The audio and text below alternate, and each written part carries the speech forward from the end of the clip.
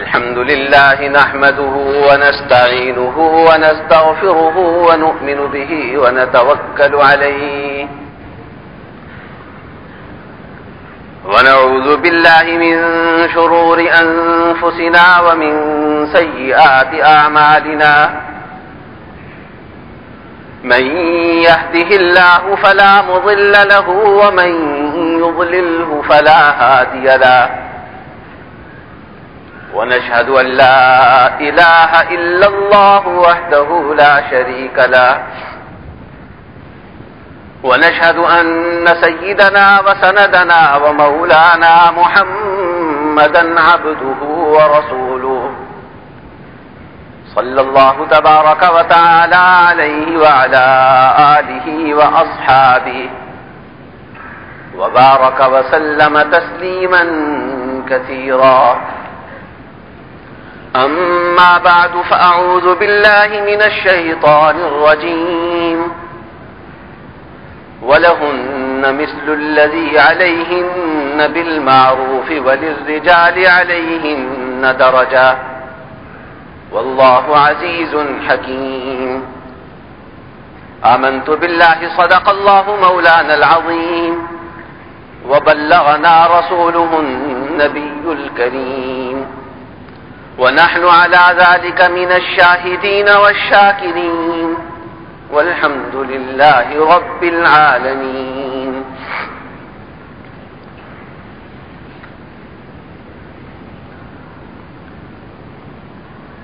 قرآن کریم کی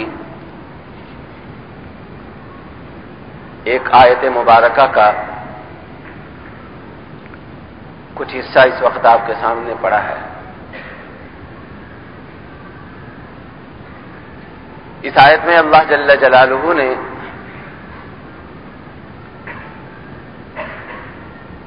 انسانوں کی جو دو بڑی قسمیں ہیں مرد اور عورت، ان کے باہمی حقوق کے بارے میں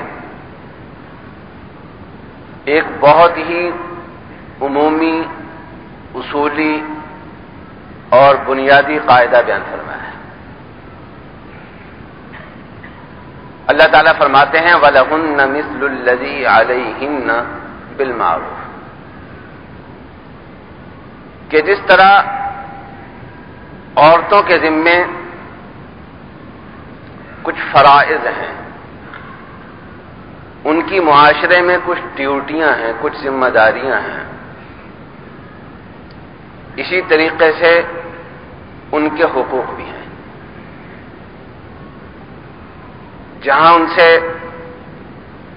ان کی ذمہ داریاں پوری کروائی جائیں، ان سے مطالبہ کیا جائے کہ وہ اپنے فرائض بجا لائیں جو بھی اللہ نے مقرر کیے ہیں ان کے ذمے، وہیں ان کا یہ حق بنتا ہے کہ وہ اپنے حقوق کا مطالبہ کریں کہ ہمیں ہمارے حقوق دیے جائیں.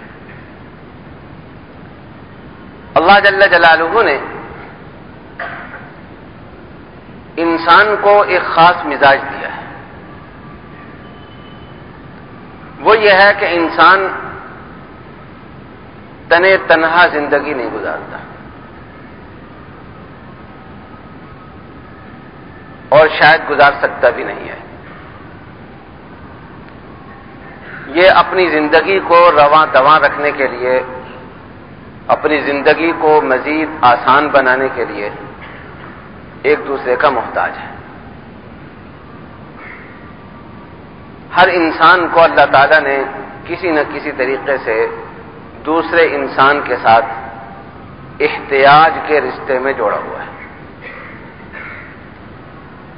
ضرورت کے رشتے میں جوڑا ہوا ہے.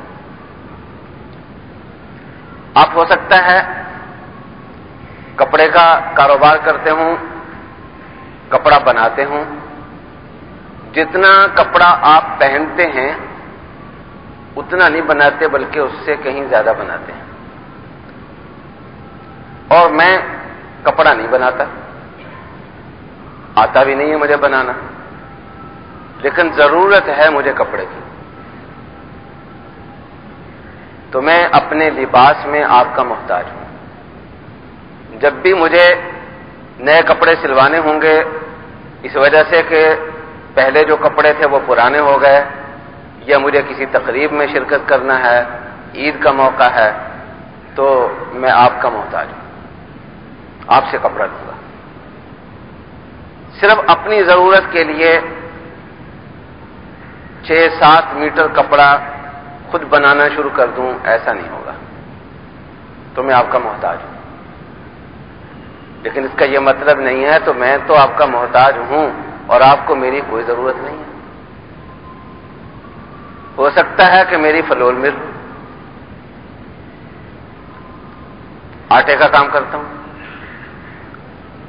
ہو سکتا ہے میرا روٹیوں کا تنور ہو، آپ کو جب آٹے کی ضرورت پڑے گی، آپ کو جب روٹی کی ضرورت پڑے گی تو آپ کو میری طرف رجوع کرنا پڑے گا۔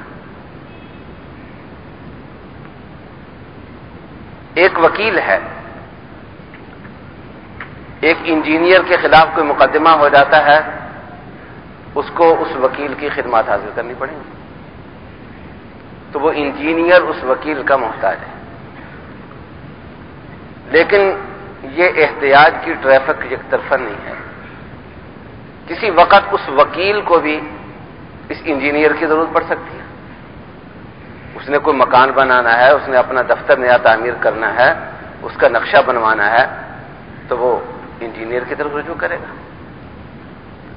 تو اللہ تعالیٰ نے انسان کو ایک دوسرے کے ساتھ ایک مخصوص انداز سے جوڑ رکھا ہے۔ اس کی وجہ سے انسانوں کے درمیان باہمی لین دین کے معاملات ہوتے ہیں۔ ہر انسان دوسروں کو دے بھی رہا ہوتا ہے اور دوسروں سے لے بھی رہا ہوتا ہے۔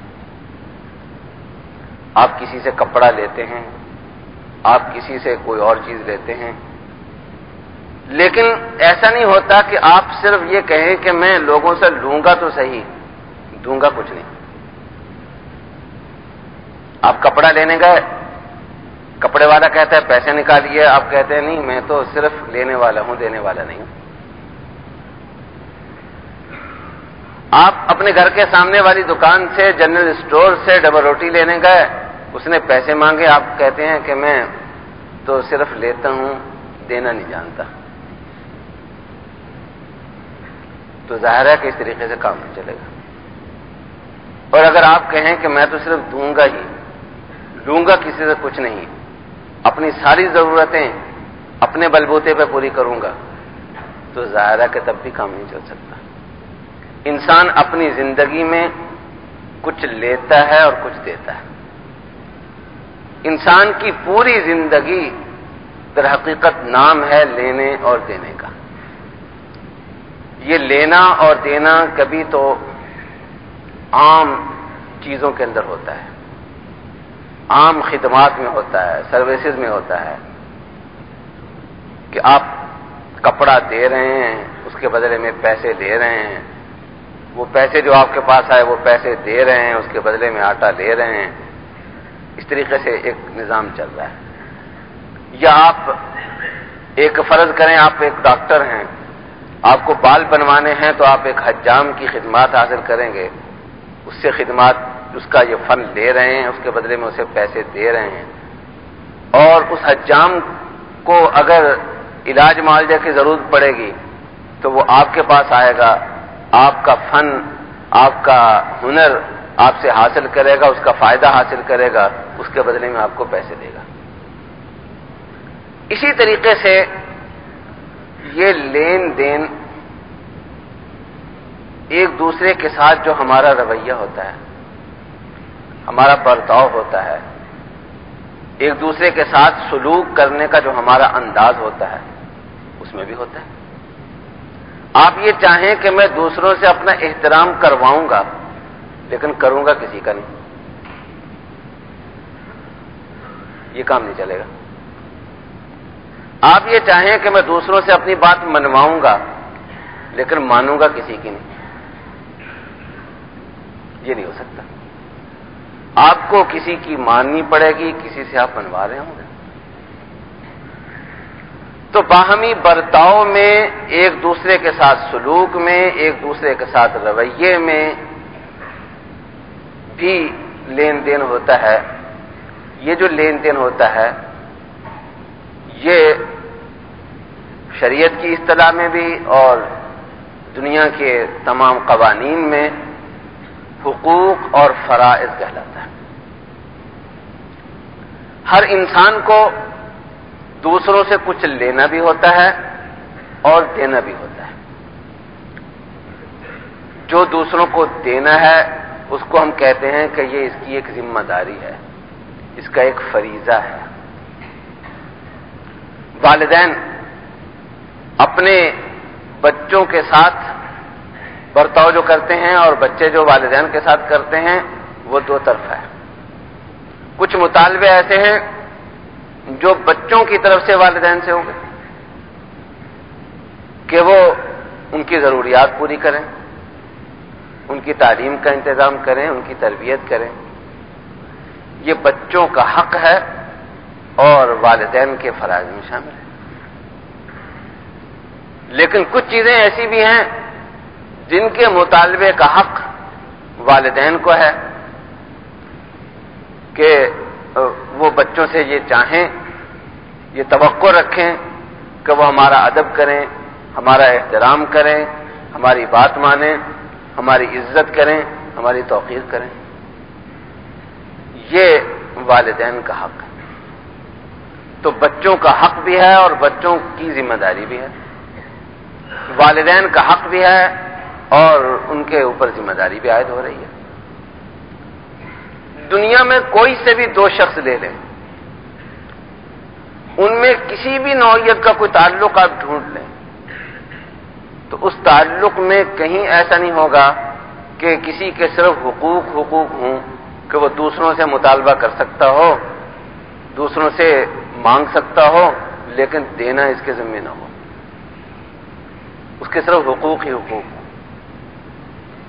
اور کوئی شخص ایسا نہیں ملے گا جس کے صرف فرائض ہی فرائض ہوں کہ تم نے یہ کرنا ہے، یہ کرنے کے پابند ہو، یہ کرنے کے پابند ہو، یہ کرنے کے پابند ہو، لیکن ہم تمہارے لیے کسی چیز کے پابند نہیں ہیں.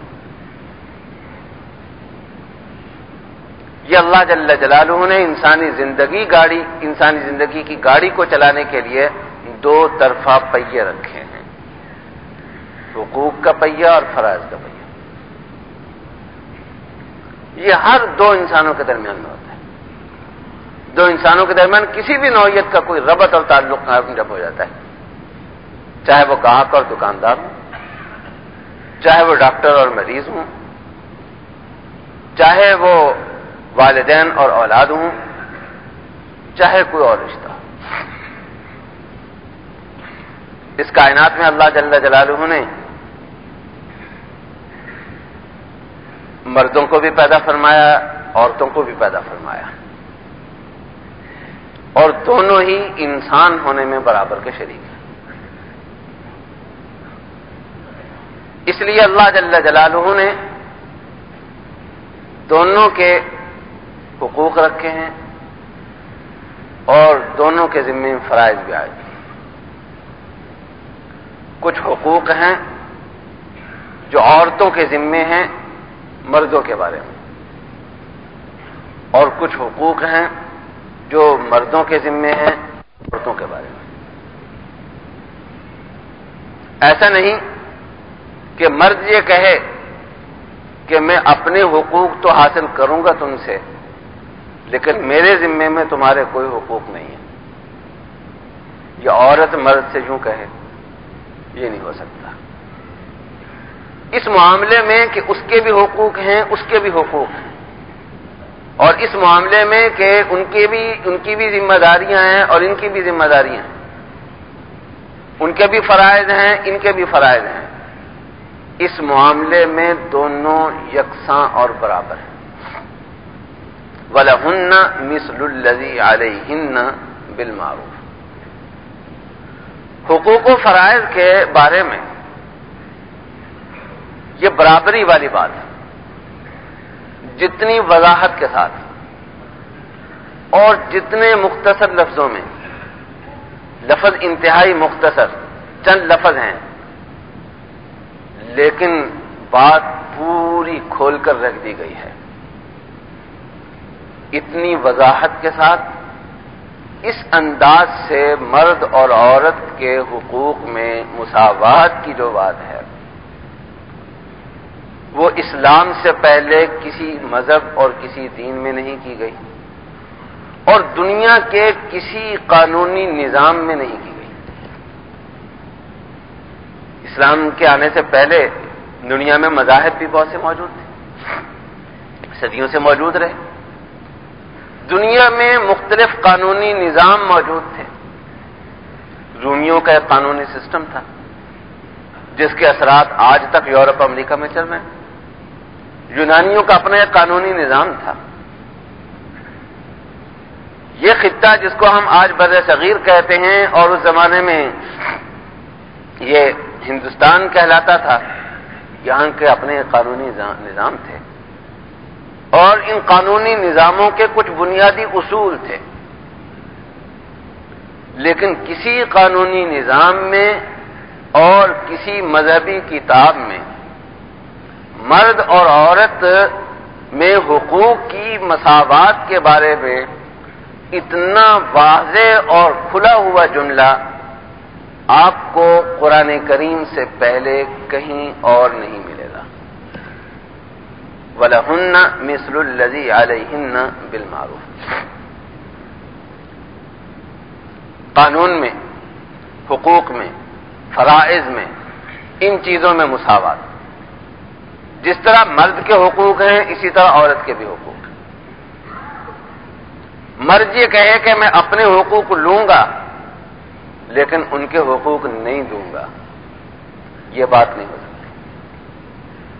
دونوں انسان ہونے میں برابر ہیں، صلاحیتوں میں فرق ہوتا ہے، وہ تو مرد میں بھی فرق ہوتا ہے۔ زید اور عمر ہیں، جو صلاحیتیں زید کی ہو سکتا ہے وہ عمر کی نہ ہو، جو عمر کی ہیں وہ زید کی نہ ہو، لیکن انسانیت میں دونوں شریک ہیں۔ اور انسان ہونے میں مساوات کی بات قرآن کریم نے اس انداز سے کہی ہے کہ یہ کہا ہے کہ جتنے بھی انسان ہیں، چاہے وہ مرد ہوں یا عورت ہوں، یہ در حقیقت ایک ہی درخت کی مختلف شاخوں کی طرح ہیں، اس لیے کہ سب آدم سے پیدا ہوئے ہیں۔ ابتدا میں اللہ نے صرف ایک انسان کو بنایا ہے، آدم کو، حوا کو بھی اسی سے بنایا، اور پھر باقی انسانوں کو بھی انہی سے آگے چلایا ہے۔ تو ایک ہی جڑ، ایک ہی تنا ہے، یہ سب اس کی الگ الگ شاخیں ہیں، اس لیے ان میں برابری ہونا، ان میں مماثلت ہونا، یہ ایک فطری سی چیز ہے۔ تو مرد اور عورت کی مساوات کو قرآن کریم نے جس واضح انداز سے بیان کیا ہے، لوگ ایسے موقع پر تسلیم کیا ہے۔ تسلیم اس چیز کو کیا جاتا ہے جو پہلے کوئی اور کہہ رہا ہو اور آپ ہی اس کو مان لے کہ ٹھیک ہے آپ ٹھیک کہہ رہے ہیں۔ قرآن نے تسلیم نہیں کیا بلکہ بیان کیا ہے، کیونکہ اس زمانے میں کوئی یہ بات کہہ ہی نہیں رہا تھا۔ عورت کو گھر کا سامان سمجھا جاتا تھا، عورت کو ایک دوسرے درجے کا انسان سمجھا جاتا تھا۔ قرآن نے سب سے پہلے اس چیز کو بیان کیا۔ لیکن جو بات میں آج کہنا چاہتا ہوں، سمجھانا چاہتا ہوں کہ جہاں قرآن کریم نے اور حضور اکرم صلی اللہ علیہ وسلم نے اپنی احادیث مبارکہ میں اس سے بھی کھول کر اس بات کو کہا ہے، جہاں یہ کہا کہ وہ حقوق اور فرائض میں ایک دوسرے کے مماثل ہیں، وَلَهُنَّ مِثْلُ الَّذِي عَلَيْهِنَّ، صرف 3 لفظی جملہ ہے اور اس میں کائنات سمٹی ہوئی ہے ایک معنی کی، قانونی نظام کی، وَلَهُنَّ مِثْلُ الَّذِي عَلَيْهِنَّ۔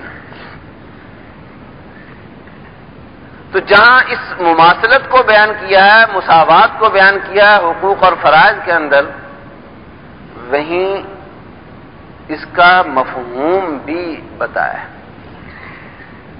آج کل اس مساوات اور برابری کا نام تو کثرت سے لیا جاتا ہے،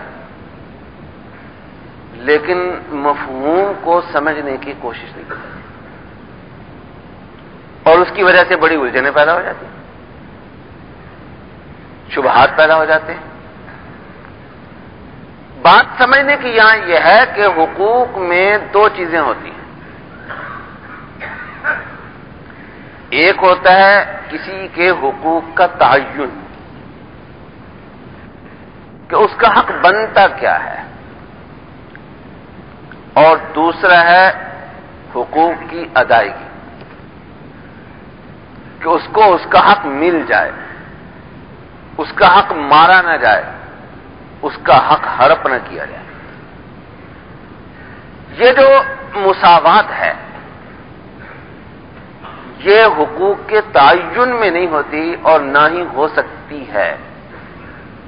مساوات ہمیشہ حقوق کی ادائیگی میں، حقوق کے حصول میں ہوتی ہے۔ تمام انسان حقوق میں یکساں ہیں، ان میں مساوات ہے۔ مساوات کا مطلب یہ ہے کہ ہر ایک کو برابر مواقع ملنے چاہیے کہ جو ان کے حق متعین ہو چکے ہیں ان کو وہ حاصل کریں۔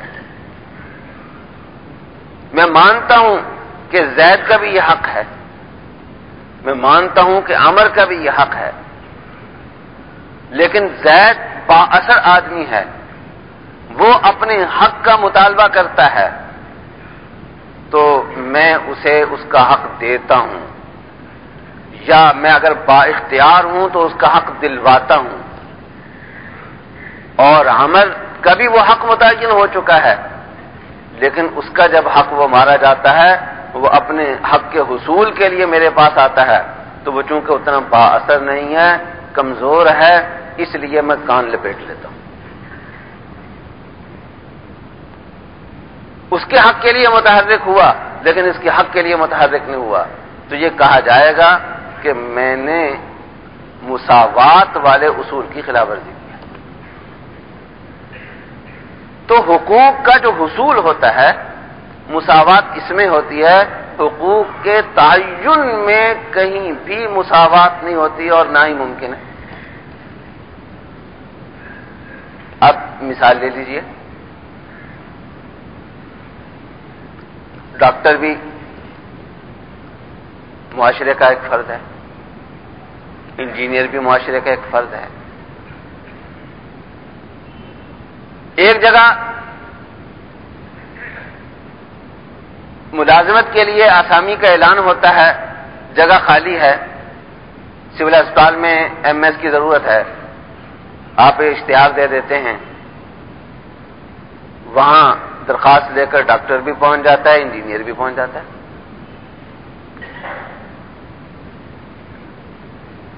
تو آپ ڈاکٹر کو رکھ لیں گے اور انجینئر کو وہاں پہ نہیں رکھیں گے۔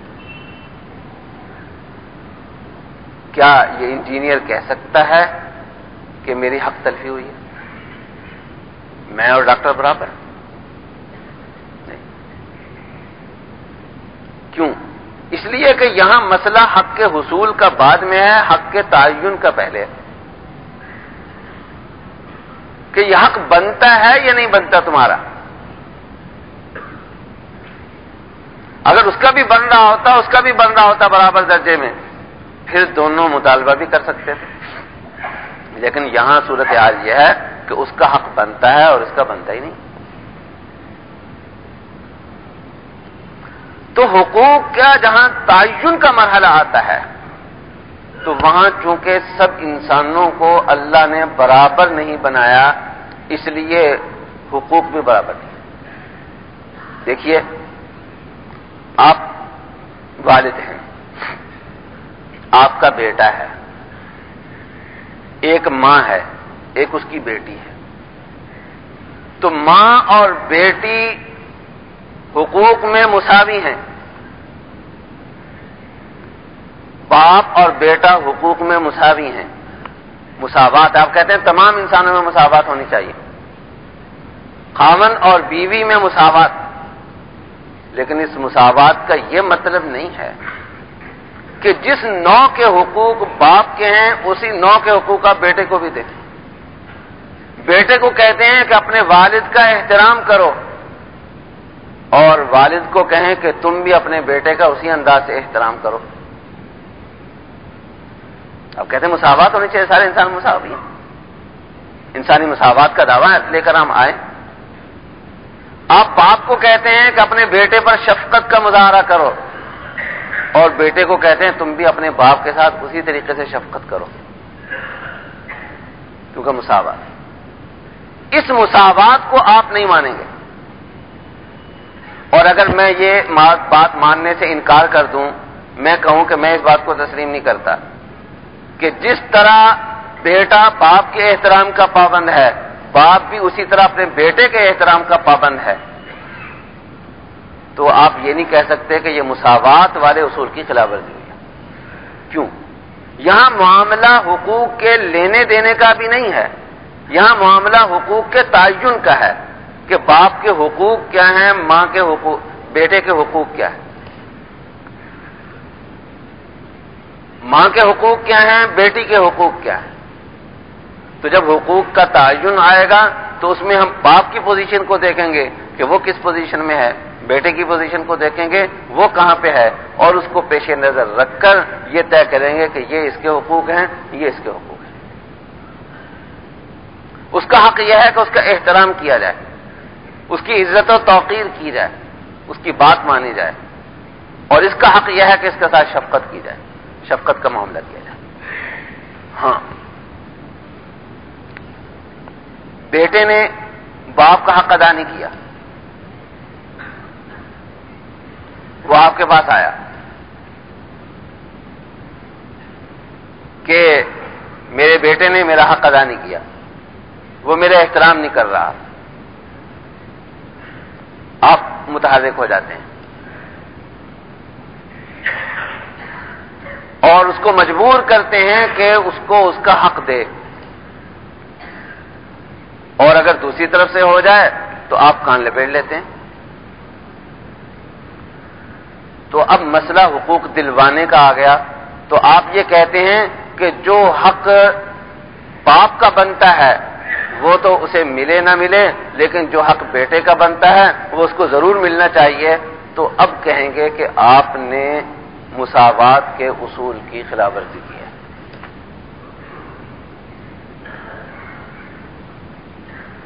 آپ ایک فیکٹری چلا رہے ہیں، اس میں آپ نے ایک ملازم رکھا ہے.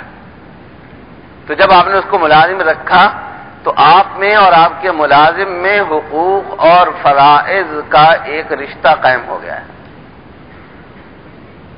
اور دونوں میں مساوات ہونی چاہیے. مساوات کا لفظ ایسا ہے انسانی مساوات کا کہ اس کا دنیا میں کوئی بھی فرد انکار نہیں کر سکتا. مساوات ہونی چاہیے، مساوات کی بات ہمیشہ چلی. لیکن یہ مساوات کس بات کی؟ کہ جس طرح آپ اپنے ملازم کو تنخواہ دیتے ہیں، ملازم کو بھی اس بات کا پابند کریں گے کہ وہ بھی آپ کو تنخواہ دیا کریں. جس طرح ملازم کا حق بنتا ہے کہ اس کو تنخواہ دیجیے، آپ کہیں کہ مساوات ہونی چاہیے، اس لیے میرا بھی حق بنتا ہے کہ میرا ملازم مجھے تنخواہ دے. اور جس طرح سے میرا حق بنتا ہے کہ میں اپنے ملازم سے کام کا مطالبہ کروں، ملازم یہ کہے کہ میں بھی آپ سے کام کا مطالبہ کروں گا، آپ میرا کام کہہ رہے ہیں میں آپ کا کام کروں گا. آپ اس فیکٹری کے سربراہ ہیں، ادارے کے سربراہ ہیں.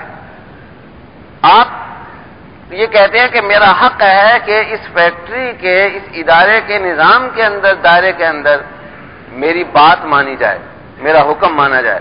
وہ کہتے ہیں کہ میں اور آپ مساوات ہیں، امیر و غریب میں مساوات ہونی چاہیے، لہذا اس مساوات کا مطلب یہ ہے کہ میں آپ کا حکم مانوں گا، آپ میرا حکم مانیں گے. تو کیا خیال ہے اگر مساوات کا، برابری کا یہ مفہوم اور یہ تصور لے لیا جائے تو دنیا کا نظام کہیں چل سکے گا؟ آپ جانتے ہیں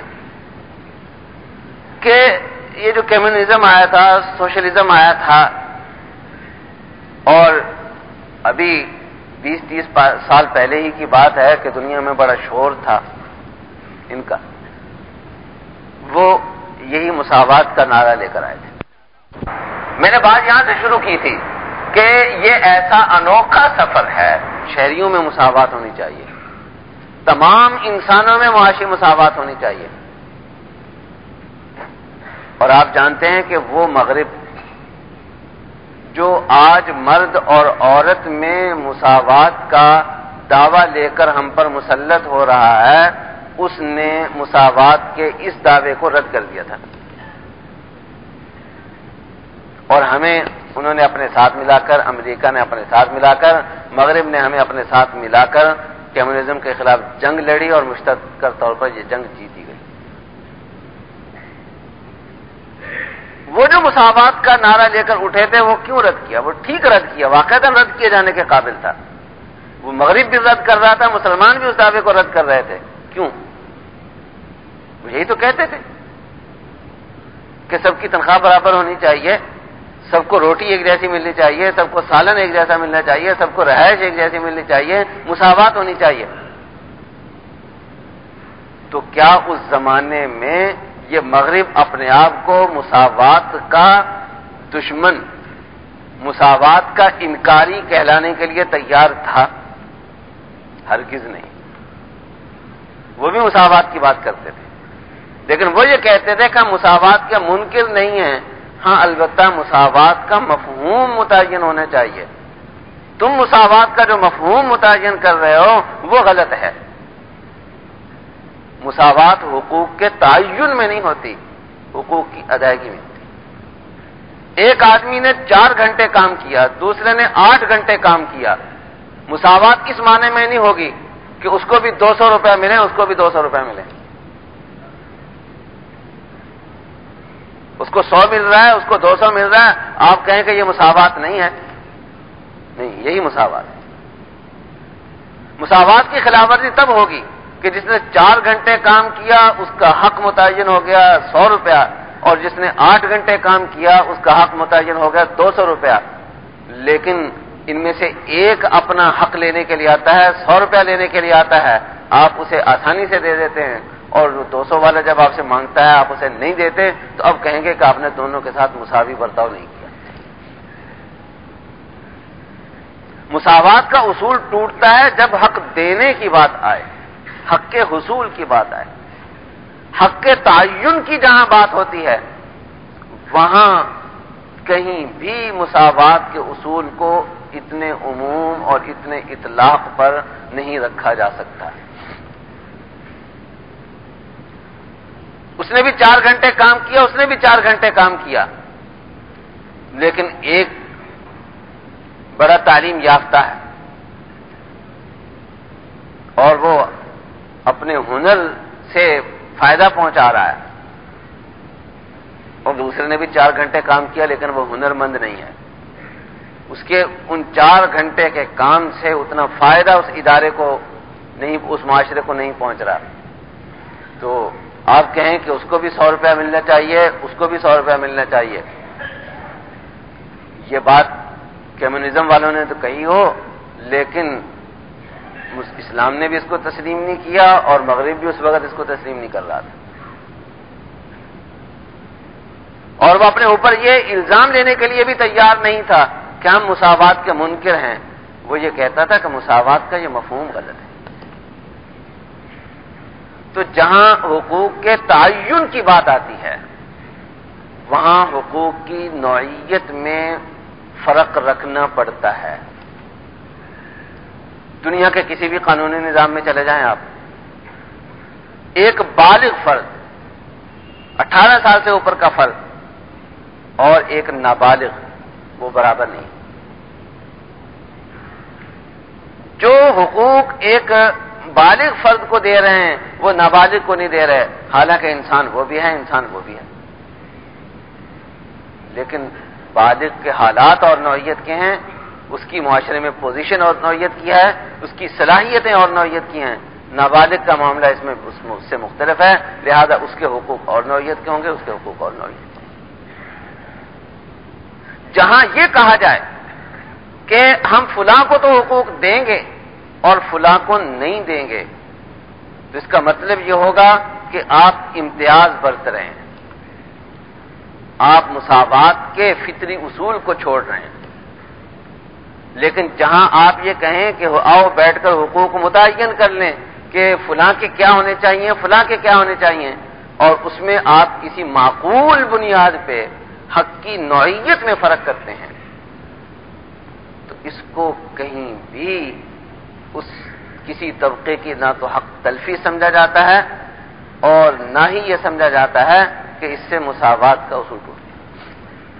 بس یہ کہ جو اگر فرق کر رہے ہیں آپ کہیں تو اس فرق کی کوئی معقول بنیاد ہونی چاہیے، بغیر بنیاد کے فرق نہ۔ یہ بھی 8 گھنٹے کام کر رہا ہے، یہ بھی 8 گھنٹے کام کر رہا ہے،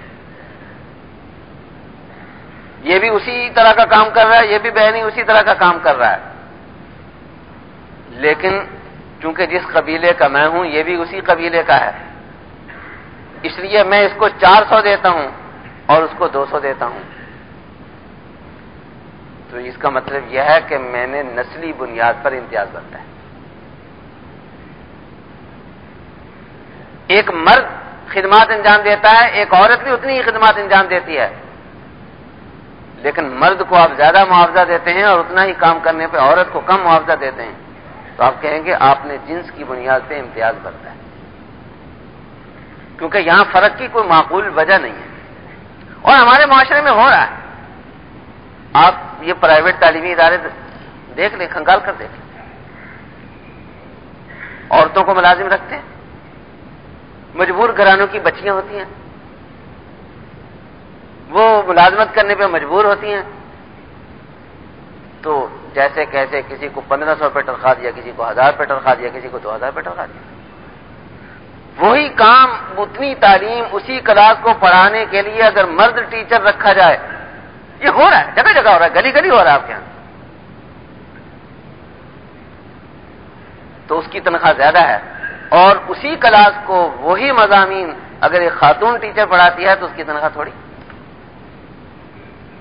تو اس کو کہیں گے یہ امتیازی سلوک ہے، کیونکہ یہاں اس فرق کی کوئی معقول وجہ نہیں ہے۔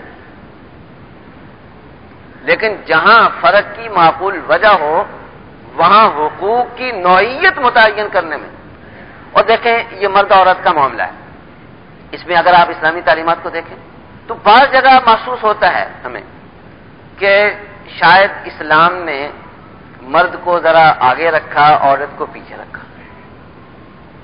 کچھ معاملات ایسے ہیں، ہر جگہ یہ بات نہیں ہے، لیکن کچھ جگہ واقعتاً ایسی ہیں جہاں 2 عورتوں کی گواہی ایک مرد کے برابر ہے، تو گویا ایک عورت کی گواہی آدھی سمجھی گئی ہے، لیکن اس کی معقول وجوہ ہے۔ میں مسئلے کی تفصیل میں نہیں جاننا چاہتا کہ کہاں، ہر جگہ میں بتا رہا ہوں کہ ایسا نہیں ہے، صرف چند جگہ ہیں جہاں ایسا ہوتا ہے، لیکن اسی کے ساتھ آپ یہ بھی دیکھیں کہ بعض جگہوں پہ عورت کو مرد سے دگنا نہیں تگنا رکھا گیا۔ حضور اقدس صلی اللہ علیہ وسلم سے پوچھا گیا کہ یا رسول اللہ میرے حسن سلوک کا سب سے زیادہ مستحق کون ہے؟ آپ نے فرمایا کہ تمہاری ماں۔ پوچھا پھر؟ کہا پھر تمہاری ماں، پھر تمہاری ماں، پھر تمہارا باپ۔ اس کا مطلب یہ کہ والدین جو اس کی پیدائش کا سبب بننے میں برابر ہیں، دونوں کے ساتھ ایک ہی جیسا، یہ اس کا بھی بیٹا ہے، اس کا بھی بیٹا ہے، ایک یہ اپنی ماں کی بھی بیٹی ہے، اپنے باپ کی بھی بیٹی ہے، دونوں کے ساتھ وہی رشتہ ہے اس کا، لیکن اس رشتے کے جو حقوق بنتے ہیں اس کے اگر 100 یونٹ ہوں تو ان 100 میں سے 75 یونٹ حضور اقدس صلی اللہ علیہ وسلم نے ماں کو دیے اور 25 یونٹ باپ کو دیے۔ تو یہاں اگر باپ کہے کہ میرے ساتھ امتیاز برتا گیا ہے، برابری کیوں نہیں؟ نہیں، یہ امتیاز نہیں ہے، یہ مساوات کے اصول کو توڑنا نہیں ہے، اس لیے کہ بات حق کے تعین کی ہے، ابھی حق کی ادائیگی کی بات نہیں ہو رہی، تعین حق کی بات ہے، اور اس میں فرق کی معقول وجہ موجود ہے، اس لیے کہ ماں جو مشقت اپنی اولاد کی خاطر اٹھاتی ہے باپ اتنی نہیں اٹھاتا، ماں کو اپنی اولاد سے جو پیار ہوتا ہے باپ کو اتنا نہیں ہوتا، اور تیسری وجہ، اور 3 درجے کا فرق ہے، اور 3 ہی وجہ شارحین حدیث نے لکھی ہیں۔ تیسری وجہ کہ اپنی اولاد کی طرف سے برے سلوک سے جتنی تکلیف ماں کو پہنچتی ہے باپ کو اتنی نہیں پہنچتی۔ ماں جتنی متاثر ہوتی ہے، جتنا اس کا دل دکھتا ہے، باپ کا اتنا نہیں دکھتا۔ تو چونکہ معقول وجہ سے فرق کیا، اس لیے مرد یہ اعتراض نہیں کر سکتا کہ امتیاز برتا گیا ہے، مساوات نہیں رکھی گئی، کیونکہ ابھی بات حق کے تعین کی ہے، اور یہ فرق ہم معقول وجوہ کی بنیاد پر کرتے ہیں۔ ایک معقول وجہ حق کے معاملے میں کسی طبقے کا کمزور ہونا ہے، کہ اگر کوئی شخص ایسا ہے جو اپنا حق خود حاصل کر سکتا ہے، اور دوسرا شخص ایسا ہے جو اپنا حق خود حاصل نہیں کر سکتا، تو آپ دوسرے شخص کی حمایت زیادہ کرتے ہیں، تو یہ بھی ایک معقول وجہ ہے فرق۔ اور اس بنیاد پہ حضور اکرم صلی اللہ علیہ وسلم نے عورتوں کے حقوق پہ زیادہ زور دیا ہے۔ حضرت صلی اللہ علیہ وسلم نے اپنی مرض الوفات میں ایک دفعہ ارشاد فرمایا کہ اللہ، آپ گواہ رہیے، میں 2 کمزور طبقوں کے حقوق کو انتہائی نازک قرار دیتا ہوں، ایک عورتیں اور دوسرے بچے، اور بعض روایتوں میں آتا ہے غیر مسلم اقلیت، کیونکہ وہ اپنے حقوق ہو سکتا ہے خود حاصل نہ کر سکتا۔ اور آپ جانتے ہیں صدیق اکبر رضی اللہ تعالیٰ عنہ نے خلافت سنبھالنے کے بعد جو سب سے پہلا خطبہ دیا تھا، اس میں یہی بات ارشاد فرمائی تھی کہ اگر کسی کمزور کی حق شکنی ہوئی تو وہ کمزور اپنی ذات میں کمزور ہے، لیکن ہماری نظر میں وہ کمزور نہیں ہے، اس لیے کہ ریاست کی پوری طاقت اس وقت تک اس کمزور کے ساتھ ہوگی اور اس طاقتور کے خلاف ہوگی جب تک اس طاقتور سے حق لے کر اس کمزور کو دے نہیں دیا۔ تو جہاں فرق کی حق کے تعین میں فرق کی معقول وجہ ہو، وہاں اس کو امتیازی سلوک نہیں کہا جاتا۔